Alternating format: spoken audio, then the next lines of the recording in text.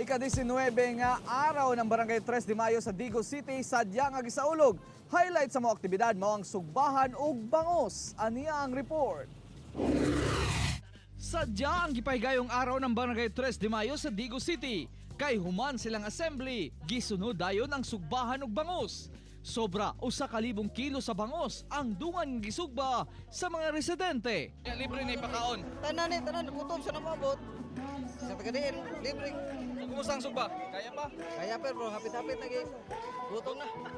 Yes, natay 1,000 kilos nga bangos nga libre kaning ipakaon nga preparasyonan sa ato mga purok officials o barangay officials para yearly naman namon ang ginabuhat para sa tanan. Human na luto, dungan nila kining gisaluhan uban ang mga opisyal sa barangay.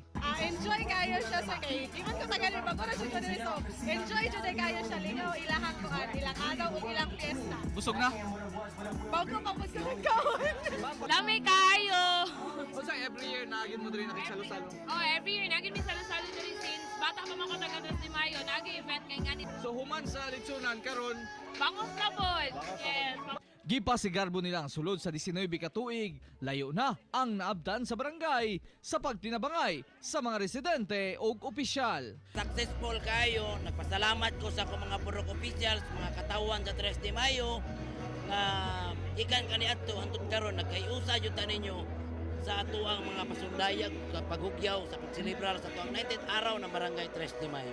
Kauban si Leo Arcaje sa kamera. Ako si Real Soroche para sa One Mindanao.